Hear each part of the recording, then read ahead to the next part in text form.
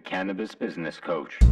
Hi, Mike Z here, author of the Cannabis Business Book, and you're listening to the Cannabis Business Coach podcast, where I chat with and coach the highest performing entrepreneurs in the cannabis industry. Hi, Mike Z is. Hi, Mike Z is. Hi, Mike Z is the Cannabis Business Coach.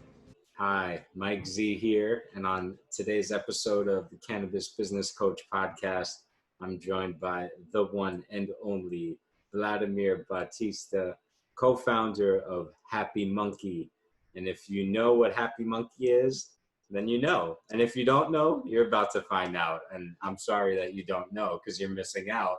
Anyway, Vladimir, why don't you introduce yourself, give a little more background to the people that may be watching or listening, and tell us about yourself. First off, I want to say thank you for having me on here, Mike. I am Vladimir Bautista, co-founder and CEO of Happy Munkey LLC. We are a company we do events, media, merchandise, apparel, and so much more. That's just like the small summary. Amazing. And I'm excited to have you here today, Vlad, because every time we chat, it's just so much fun, and you always get me pumped up. And so I'm excited to share a little bit of your story and to just catch up and hang a bit. So, Vlad, I want to ask you, tell me, how did Happy Munkey come to be? You know, how was the monkey born? Where did it come from? Was there a moment when it all clicked for you, or just tell me a little bit of the background?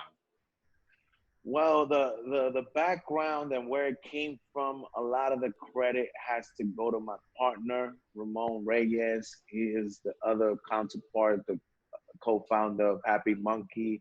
And it really came about when he went to Amsterdam about 3-4 years ago. And he went to one of those cafes out there. And he's not as much of a social person as I am, or a talker. He's a little bit more of an introvert. And he went in there by himself, and he sat down and ended up smoking with people from different parts of the world, and really had like a touching moment. There was an epiphany. And then, he knew that, I've been in the cannabis industry for a long time. And he said, we should try to create events that mimic that, but New York style. And then I looked at him like he was crazy, Mike. I was like, sounds crazy. But I was like, you know what? We'll give it a try. The friend of mine, partners, I believe in them. And it went 0 to 1,000 fairly quickly, Mike. It's been like a roller coaster ride ever since. So the conception of everything, as far as like the monkey, the logo, the concept, it's really Ramon. I just helped bring it to fruition. Nice. Well, shout out to Ramon. It's amazing what a trip to Amsterdam could do for you, man. So everyone at home, post-COVID, get out to Amsterdam. It might change your life. I would love to hear from you. What's Happy Munkey all about? Well, Happy Munkey, there's so many things it's about, but I'm going to tell you like a small summary of what we envision and part of what our goal is. We really felt that before us, even though New York and the Northeast is probably the highest consuming area of the world, that it really didn't have a voice when it came to media, and there was really no representation of it in the cannabis culture. So one of our major goals is for the world to understand how different the culture is over here in the Northeast. But then on a bigger scale than that, our goal is that's why people always try to ask me, Mike, is it a media? Is it events? Is it this? I was like, you can't put us in any of those boxes. Is a movement. And the major basis of the movement is, Mike, for the world to understand that for you to be part of the Happy Munkey family, some very simple requirements: that you're a real cool person and that you have love for that plant. Everything else, what color, sex, creed, religion you are, doesn't matter. Those are the simple requirements to prove to the world that that is its own world in itself. People that have love for that plant and to make it the great equalizer to bring people together from all walks of life. That is our major goal. Amazing. I love it. And you know, Vlad, one thing I love about talking to you, you have a bunch of like catchphrases. You know, you have a lot of slogans, and you know, you're always like in true New York fashion. You're always, you know. I should have been a rapper. I picked the wrong career, Mike. I would have probably been very successful if I would have been a rapper or something. And you know, it's funny. I have a lot of friends that are artists, and they take a lot of my punchlines and use them in different songs and stuff. That's awesome. That's so funny. So I know one of your lines that I love is you said to me one time, actually multiple times, you said, Mike, we aspire to inspire. And I said, I'm stealing that shit, you know, but for anyone listening, if I ever said that to you, that comes from Vlad. And you speaking about that, I want to tap into that a little bit, Mike. And that's part of our mission also, for people that look like us, you know, come from people from urban areas, from the bottom of economic society, for people that are marginalized, to inspire them not only to be as big as us or bigger, is part of the mission, to inspire people to know that it's possible, that feel like it's not. Because if we did it, they can do it, or even bigger, because come from humble beginnings, you know, all the odds against us, minorities, and part of our mission is to inspire people to that look and are marginalized in any way to come up into this industry and make, you know, make a difference. Amazing. And so along that note, I want to ask you, what advice do you have for people that fit into those categories if they want to get involved in this industry? Well, the number one advice I give them is to reach out to people like my Z, like myself, because I believe that one of the things that has helped us is that we did show up to the high and wise, to the revels, etc. And you know, unlike other industry, people are really open to mentoring, to really giving you advice and really giving you resources to catapult your brand, your company, or whatever you're trying to do. And I want to also go on record to say here that part of our inspiration was going to High and Y and meeting Mike and meeting so many other amazing other people from the industry, and being able to really, you know, understand how it works on a larger scale, corporate level regulations.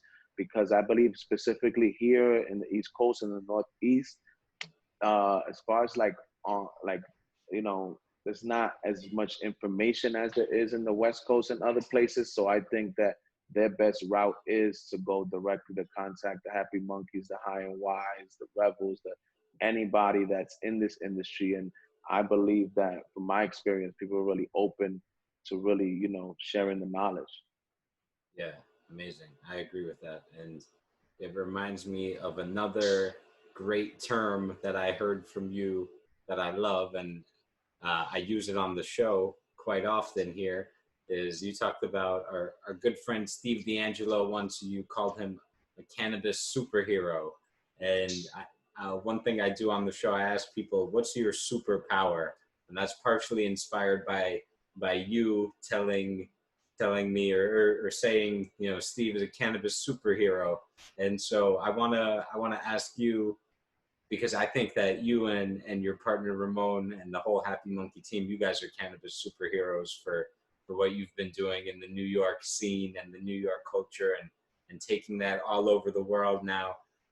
So I want to ask you, what's your superpower that's allowed you to succeed in building out the Happy Munkey lifestyle and the Happy Munkey ethos?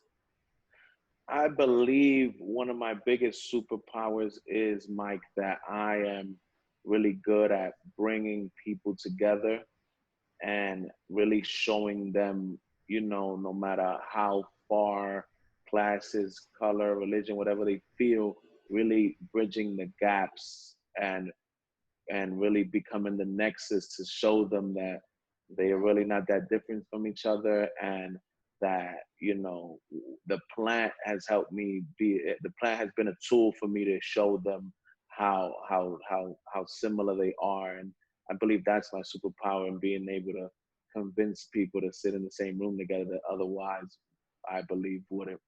I like to say, if you want to be successful in this industry, just be like cannabis, be like the plant.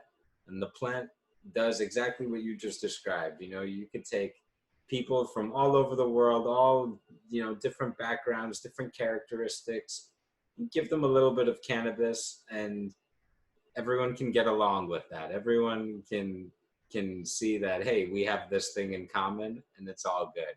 And I feel like when I got started by doing the High and Y events, you know, that was part of my inspiration, was to bring people together. And I feel like that's something that uh, you guys have taken to the whole another level with Happy Munkey. And so, you know, I just appreciate the work that you guys do, and how you've been able to, you know, become this force of connection, not only in the New York community, but way beyond. So I think that's a But superpower that, indeed. but that's all thanks to people like you when we first started, opening the door and taking out the time to tell us that it's possible, and being so welcoming. Because it's just like like I said, you're coming from a marginalized community, being a minority. You think that you're not gonna be accepted, and you think a lot of things are impossible. But then you get around people like yourself, Steve D'Angelo, and a lot of the pioneers in these industries, and you see that unlike all the other ones, it's like it's like a family in this industry. And I think this is one of the few industries left in the world that has that sort of communal you know feel to it. Yeah, totally. I'm gonna give you one of my favorite little catchphrases is leaders create leaders. So, you know, what for me it was all about, I I need more people to lead this community, lead the movement, lead the fight for cannabis freedom. And what you guys have done with Happy Munkey is, you know, you guys are building that movement, creating that movement, and growing that movement. So, you know, I love it. Vlad, I want to ask you, what are you most excited about these days, or lately in the cannabis world? Well, one of the things I'm most excited about, Mike, is that I believe that the last couple of months has been really tough in some ways, from COVID to George Floyd and all these things. But I really believe that there's always a silver lining in all the crises. And I believe part of the silver linings, I'm gonna give you a few that I noted, was like watching cannabis, become essential in a lot of areas when everything else was closed. Seeing that the world is waking up as far as like, people being marginalized from industries and not having access. So I'm excited to see post COVID and the new normal how, equality in the cannabis industry. Hopefully, I'm gonna try my best to make sure that it flows into the cannabis industry, the quality that we've seen going on lately in the rest of society. I'm trying to make sure and hope that everybody else makes sure that it transfers into the cannabis industry as far as like everybody having equal opportunity to succeed in this industry. So I'm really excited to see, 2021 and the 2020, how, me and everybody else really goes about that on highlighting to make sure that that goes through. Let me ask you about legalization in New York, and if you think next year is the year, and you know, just generally how you feel about that, given, and I know you've had some events where, you know, you've had the governor's team have the Happy Munkey experience, and really you've been an advocate, you know, for many years now. So I'm wondering, in your opinion, what do you think is coming for New York? You know, are you optimistic? Are you unsure? Like, what do you see as the future for the New York and East Coast cannabis business, and also for the cannabis community? Well, what I see, Mike, and I'm very optimistic, like, in my opinion, if they're smart, what they will do is, because as much as I am an advocate and I want to see everybody have access to cannabis, I'm also a very realistic, practical person. So I want it to be sustainable and be effective and be equal. So I think that their best bet is, because as you know, Mike, right now we don't even have flower in medical. I believe for it to be long term sustainable, they should hopefully add flower to medical first. Really, cross their T's and dot their I's, and then get ready for recreational a little bit more down the line, because as New York being the highest consuming city and state in the world, I believe if you unleash that volcano without being really prepared, you also keep a close eye on the things that have gone on, you end up having, excuse my French, a shit show, how you've seen in other states. So as much as I want to see it go through, I want it done right, because me and Mike, if it's not, it won't be the sunshine rainbow ending that everybody thinks it will be if it's not done correctly.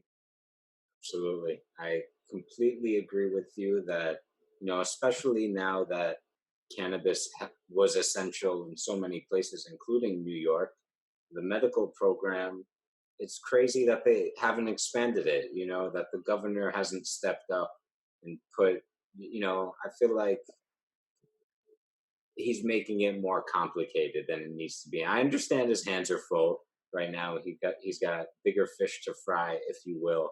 But if cannabis is essential medicine in New York, then our program is essentially inadequate, and they really need to expand and get more access to more options for more people. It's very simple, and I agree with you that you gotta crawl before you can walk, before you can fly.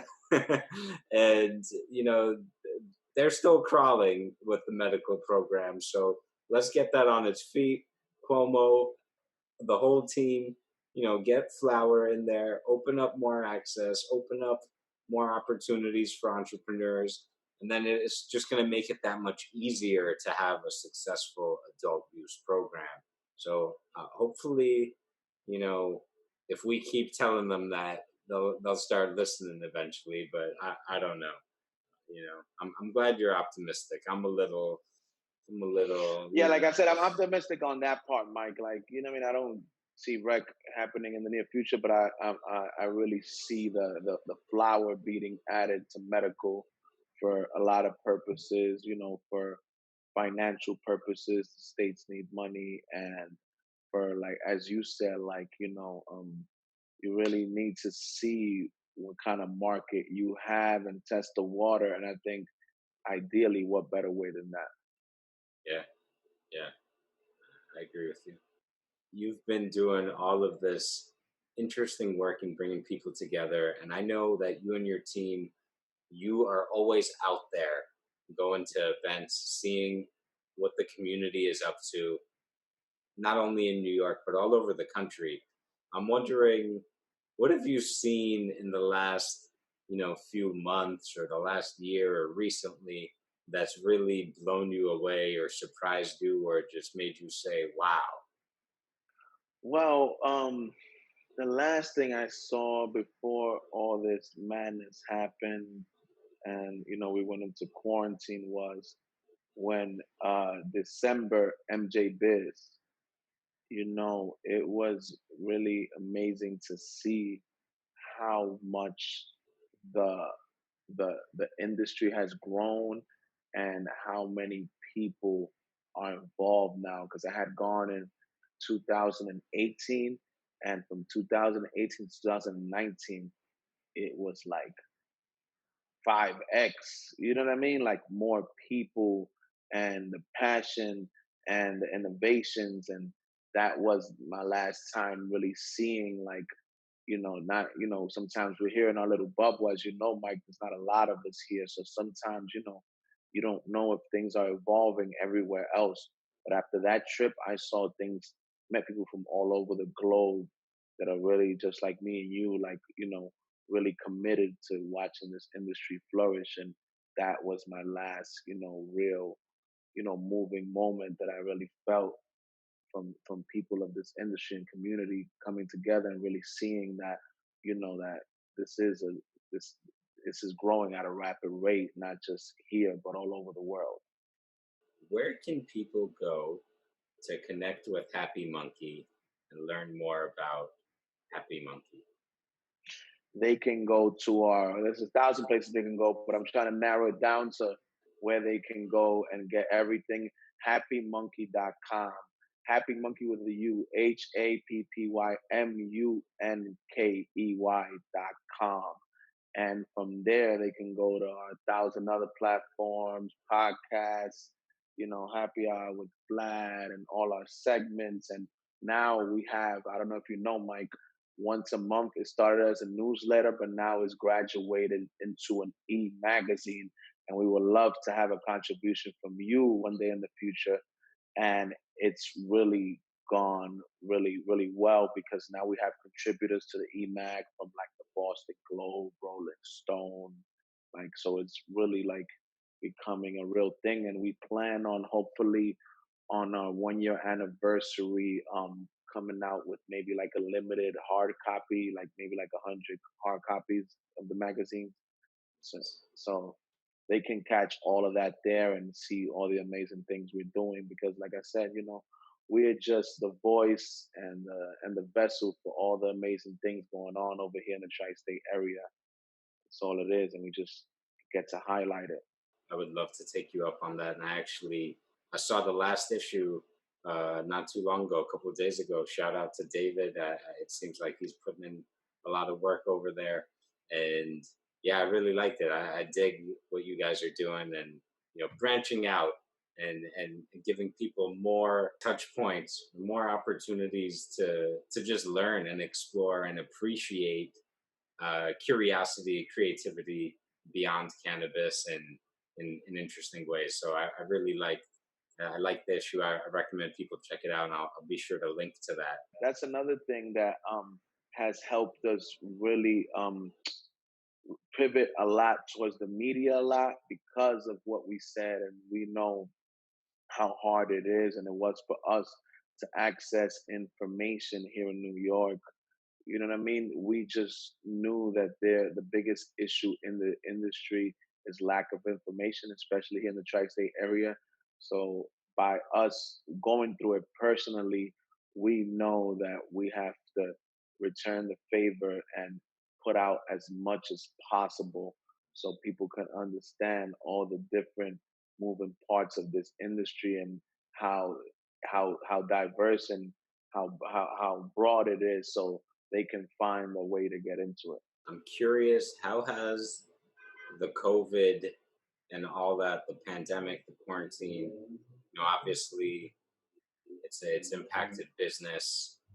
For me, no events because you can't have more than 25 people now or whatever. And for a while, it was like I didn't want to be at an event. I didn't want to put myself out there like that. So I know you guys do a lot of events. So I'm wondering how the pandemic and all that has impacted business for you. Well, as far as events, just like you know what I mean, we took a big blow, and you know what I mean. We really had to get creative, but I believe, like I told you, the silver lining for us has been that we always had dibbled and dabbled in media, but that forced us to really get creative and really go full force. And I believe that even though we really suffered on the event side, that it really helped us flourish on the media side because we had to give it our undivided attention and give it 100% of our time, energy, and effort. And that's how we've been able to balance that situation from us, not being able to do what we love best to meet up with our friends like you, Mike. You know what I mean? It's been a big transition, but we have to, find a way to keep on, like I told you earlier, fighting the good fight and keep on spreading our message, no matter how, whatever the universe throws at us. Vlad, is there anything that I haven't asked you that I should have asked you, or anything that you want to say to the people before we shift gears to the coaching portion? You didn't ask me what Happy Monkey has planned for the future. I would love to hear about that. What does Happy Monkey have planned for the future? Well, Happy Monkey has a lot of plans. So, of course, as you mentioned earlier, whenever they get it together, we hope to go into like, retail and delivery as far as like, licensing whenever they finally decide to push it through here. Other thing is, you know what I mean, right now, Happy Monkeys in talks with several different networks to hopefully try to get our our Happy Monkey content and channel on some syndicated networks and real big distribution. And then the other thing is that Happy Monkey plans, hopefully when things get a little better, to take the events to another level and maybe do like a Happy Monkey music festival. Nice. Those are some of the things that Happy Monkey has planned for the future. All right. Well, I got to get my mixtape ready in time for the festival. No, I'm just kidding. All right, Vlad, I want to shift gears into the coaching piece. So, very simply, I'm going to ask you, what is your biggest business challenge right now? Well, the biggest business challenge is that right now, as I mentioned, our movement has so many moving parts and so many different things that we want to tackle, but it's really difficult sometimes to really, be able to hit on all cylinders because our vision is so big and sometimes, we feel like we're a little ahead of our time and everybody doesn't understand it. So we basically have to tackle whichever part of what our movement is, whatever part of our movement people are able to understand best at the moment. And it's just sometimes hard to balance it out. Got it. So I'm hearing, because you guys are involved in so many different things, it's kind of balancing the priorities and maybe figuring out where do we put resources, what's top, top of the line, what's not top of the list, sorry, top of the list as far as we need to focus here. Is that right? That is correct. So I'm curious, how have you made those decisions traditionally? Because, from as long as I know you, you guys have always been, dabbling in different areas, always, kind of like the typical artist, creator, experimenting with, you know, innovating, experimenting, trying to see what works and what doesn't. And, I think that's part of the magic, right? But so I'm wondering how in the past have those decisions been made? Well, we like you said, you know what I mean. We try to keep them all moving at whatever capacity we can, and then the ones that catch on most, we kind of like at that moment, like you said, top of the list, put all our efforts into that, and still keep the other things moving, but we have to, take on one at a time.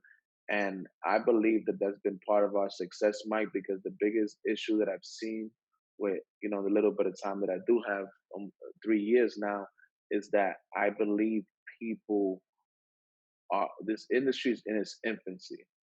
And I believe there's been so many people that want to come into it and get 10, 20, 50x overnight instead of growing with it and helping it grow.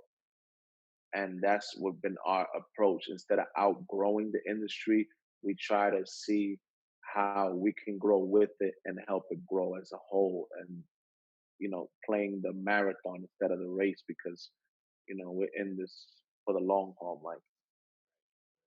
So along those lines, I'm wondering, like in this present time, is it a big issue for you to figure out like do we go here? Do we do this? Or, what's kind of the current version of this challenge? Well, right now we've honed in on media, but we have also created so many different arms of the media, from, like I mentioned, the e-mag to podcast to, we have another show called Ballad Not Ballad. We have another show called Puffs of Puff. We're in the works of other shows too. So really, like, narrowing down in within the media which aspects of it we're gonna put at the top of the list. Interesting. I'm curious, is all of the media, you guys are creating it all in house, or are you bringing in outside people, or or 'cause it sounds like you could make like, the Happy Monkey Network, where you have a Exactly. whole bunch So of creators under your umbrella. exactly. So that's why, like, I always tell people, because they give me all the praise, but I'm like, I just happen to be sometimes the face and sometimes the talking head for all these amazing creative people I have in my team, that, help me look this way. And that's what we've been blessed with, that people, even though we're a bootstrapped company, no investors, we just are fortunate that people believe in our movement and see our vision, that work with us and are giving us their heart and soul, because they believe in what we're doing that much. And the nice thing about media, especially in this digital age we live in, is there's data behind everything, right? So it's easy to see what do people like, what's working, what's getting results, what's what's hot, you know. So I'm wondering if you guys have some kind of process where you just like, check in, or like, hey, we'll do this for 30 days, and you know, if it's growing, we keep doing it. If not, on to the next one, kind of thing. Well, we haven't really done the process of elimination that much. We just always like continue like trying to tweak and fix all of them, because we believe that they all have their own value and a lot of them are great concepts. It's just sometimes the tweaking of how you produce it, the content and such and so forth and so forth. Because I believe that nobody else understands, but maybe you do, Mike, that because the culture, the cannabis culture of New York City and the tri-state area really hasn't had much of a voice and really hasn't been documented, that there's room for everything we've done and so much more. Right? Yeah, I think that's true. You guys have built like a pretty substantial audience, and I'm sure you have your super fans that are like, eat, breathe, and sleep Happy Monkey. And so I wonder how often you go to those people, and even to the bigger audience, just like, take a few random people out of the bigger audience and get their feedback and get opinions and ask them, what do you like? Have you been watching this? Did you know we do this? Have you seen that? Like that kind of thing. Yeah, we try to do that, and we also, like, in our website have like a portion where it's like, anything you would like to see from us, anything we could do better. We try to have like really that open communication with our people, because I also believe that that's another big issue that I see happen with companies and people in the cannabis industry, is that they try to get advice from people that are successful in other industries and other aspects. And this is a whole different world. And the only people that can really truly tell you are those people that you said, the consumers, the fans, and the people. Nobody's done any of the things that all of us are doing, Mike. So how could anybody tell you how to do it? The only way to find out is to ask the people.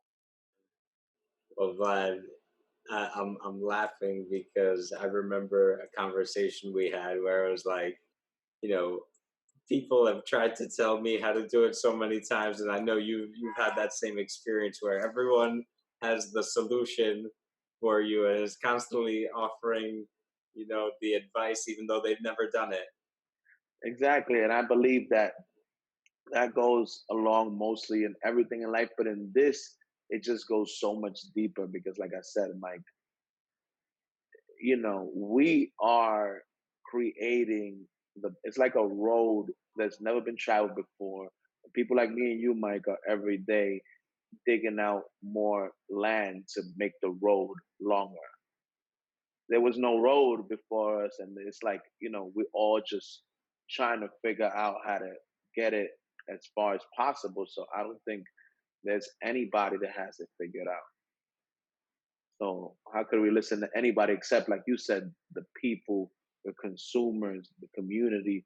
That's the only people that can tell you. I don't care if you're Bill Gates, Warren Buffett. You don't know about this industry because it's just, like I said, in its infancy. Right. And so when you and your team are doing that work to pave the way and deciding which way to go on you know doing something that's never been done before, which I totally agree. I write about that in my book, that nobody knows how to do this the right way because it's never been done before. Everyone's figuring it out as they go along, to some extent. So I'm wondering, as you work on that, what is the most important factor in the calculus when you're making those decisions of, do I go this way or this way or that way? Well, the first thing that has worked for us, Mike, so far, because I think that I'm gonna give you the pros and the cons to it. So the pros and the cons to it is this, right, Mike? We are born and raised in New York. We are in the cannabis industry from New York. So we don't have any influence from the West Coast or from anywhere else, meaning like in a close, perimeter. So what we mostly the beginning always starts with, we like this as New York cannabis consumer community, and then we say within the team, yeah, yeah, yeah, yeah. So there has to be a lot of other people like us out there. That's the first step. And I think that the reason I told you is that I mentioned the pros and the cons. I believe that there's cons because they're 16 years ahead of us and they have so much information, so much access. I believe the pros to it is that we are not influenced by anything that they're doing because we just going by what we see around us in New York and the tri-state area, and then growing from that. So in some ways, it's like a more organic, creative process because it's kind of it's not being influenced. And it's funny because when I started High and Y, it was exactly what you just said. I realized one day I learned, oh shit, I don't know anything about cannabis except that I love it. And how could that be? I was so confused, and then I realized, wait a second, there's so many other people out there like me that don't know anything but want to know, that want to be a part of the community or want to be a part of the business, or just love it and have no idea that there's even this richness of history and knowledge and science and medicine and all of this, these many aspects to the plant. And that was for me like, oh shit, I got to start getting these people together and we could all learn together, kind of thing. That was really how it started for me. So what I'm hearing from you is, the core of it is the New York cannabis culture, and just highlighting and celebrating that and representing it in a way that other members of the community would be proud of and would be enthusiastic about. And really, that's like the litmus test. That's the standard for how do we make the decisions about do we go this or do we go with that? And then over time, you get the data, right? You see what works, what doesn't, what people really like, and you double down on what works. And whatever doesn't work, hey, we tried, we learned. Let's keep it moving. Exactly, because it's like I said, I really believe that me and it goes for anything in life, but when it comes to this industry and a lifestyle brand like us, there is no such thing as bad ideas I try to instill in my team because it's so untapped and so, like we said, it's in its infancy as a whole in the world. In New York, it's like super, super in its infancy. So it's like I try to instill in my team, we can't make decisions for people. We put it out to the community. You let them make the decision. I love that. That's great. And I'll add a piece to that, which is there's the benefit in cannabis that people do have short memories. So, if you put something out that isn't a smash hit or whatever, you know, by next week, 2 weeks from now, most people aren't going to remember, and you just keep putting new stuff out, and it's all good. I think one thing that we can agree on is that, especially in this community, if you're coming from the right intention and you want to do something that's positive for the plant and for the community, even if even if it isn't pretty, even if it doesn't like succeed as like perfectly as it can, people will still appreciate where you're coming from, and just that you even took the risk to do it, or took the time and effort to try, because after all, like, there is no roadmap for this. There, as much as like I wish there that my book was the blueprint, it's not. It's just a compilation from everyone else who is farther along on the path of, here's the steps I took. But there is no, if there was a blueprint, it would be easy and everyone would be doing it. But the fact of the matter is, this is history in the making right now. You told me today, Vlad, we're gonna make history today. That's what we're doing, right? Because that's what you have to be doing every day in this industry. And what I the reason that, like, we're able to you know go through all the trials, tribulation, the blood, sweat, and tears to run this marathon in this industry is we've come to a realization as a team and as a brand, as a movement, it's not about any of us. It's so much bigger. Every stride we take, every glass ceiling we break is opening up for a whole world of people behind us. So I think having that perspective has helped us a lot because we see as what we're doing is bigger than us. And we don't look at anything transactional. We look at everything as a part of making history, like you said, whether big or small. Amazing. I love that. And I hope that everyone listening takes that away from this conversation, is that if you're doing this work, if you're in this industry, if you're part of this community, that there's an obligation to something higher than yourself and then the individual. And that really, this is about healing the world and restoring justice, and getting every single person with a cannabis uh, prison sentence or criminal offense, getting them taken care of, getting them free, getting them healed, and rebuilding the world and society in a way that, like the cannabis plant, you know doesn't discriminate. Everyone can feel the magic. Everyone can get a piece of the the power, and everyone can feel the connection and the joy, because that's natural, right? That's that comes from something beyond us. I gotta hit you with something. I don't want to get too spiritual, philosophical on you, but I really want people to understand this. This is part of my perspective, right, Mike? I'm not religious, but I'm spiritual, right? So, one of my favorite philosophers is Joseph Campbell. You know, he's written books like Hero of a Thousand Faces and all these things.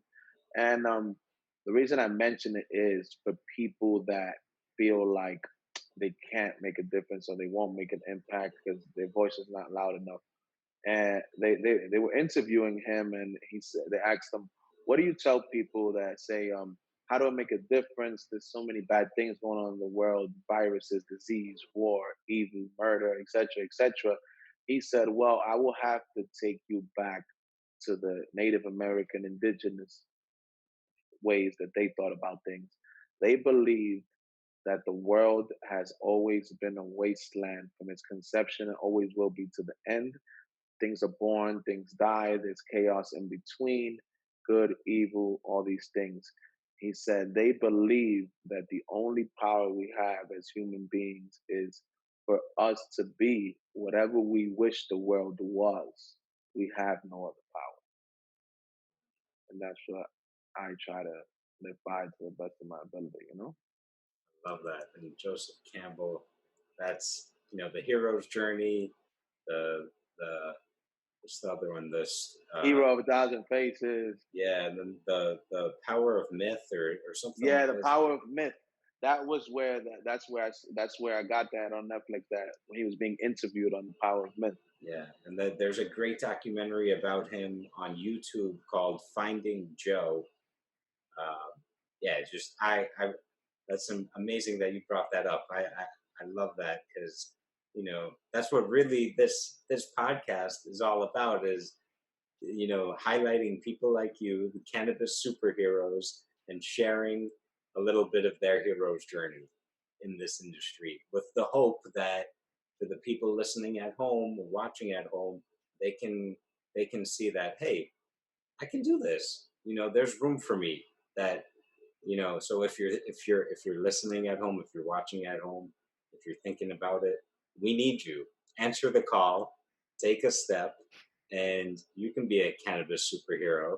It's not going to be easy. It's not going to happen overnight, but it's possible. One person can make a huge difference for this industry, for this community, and really the time is now because history is being made right now. Right, Vlad? Yeah, man. I think that like I said, that's why I mentioned that because even me myself, you met me, Mike, when I first started in the industry and just started learning and going to conferences.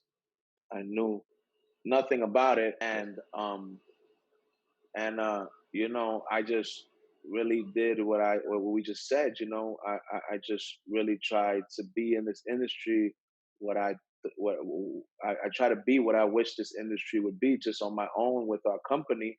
And when I first met you, Mike, 3 years ago, if you would have told me I would have been inside Forbes, I would have called you a liar. I would have never thought it was possible. I'm a kid from Hamilton Heights that grew up in the bottom of the economic, rung as low as they come from nothing, have no advantages, have no Harvard degrees, have anything. So for for just just putting out this positive energy and being a part of this industry to end up being highlighted like that, I would have never thought it's possible. So if it's possible for me, it's possible for anybody, no matter what sex, color, creed, religion you look like, or what disadvantages you have. I believe this is one of the few industries where you can be anything you want to be as long as you put your first, like you said, your best foot forward. Your heart is in the right place. You have good intentions. You know that you're part of something that's bigger than yourself. You never know what can happen. And I think a prime example of that is, like I said, Mike, you watched me come into High and Wire maybe 2, 3 years ago. I didn't know about corporate cannabis or any of these things. And look now. Yeah, and I cannot wait to see when we have a similar conversation 5, 10 years from now. We're gonna look back at this time, and it's gonna be unbelievable where the world is and where we are. So I want to thank you and Ramon and the whole Happy Monkey team for for being those cannabis superheroes, for pushing the community forward, and for representing in New York. For putting the city on your backs and making a statement and saying, this is New York cannabis culture, and we're going to share it with the world because that's what we're about. So I thank you. I appreciate what you guys have built, and I'm excited to see what you guys cook up in the future because, like you said, it's just getting started.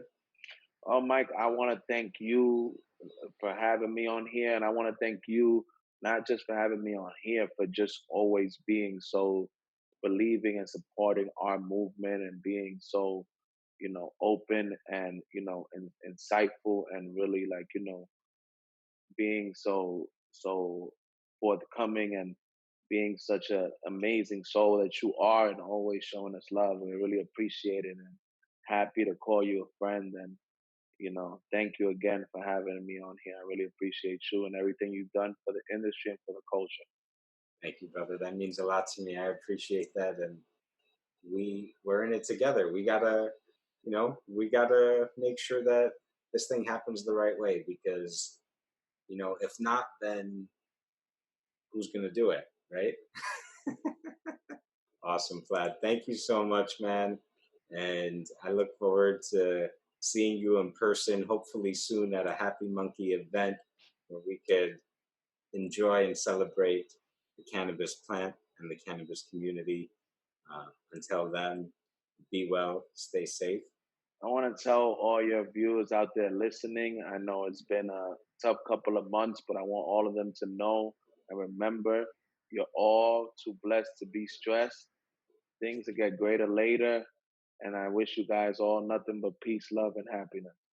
Hi, Mike Z is. Hi, Mike Z is. Hi, Mike Z is the cannabis business coach. Hi, Mike Z is. Hi, Mike Z is. Hi, Mike Z is the cannabis business coach.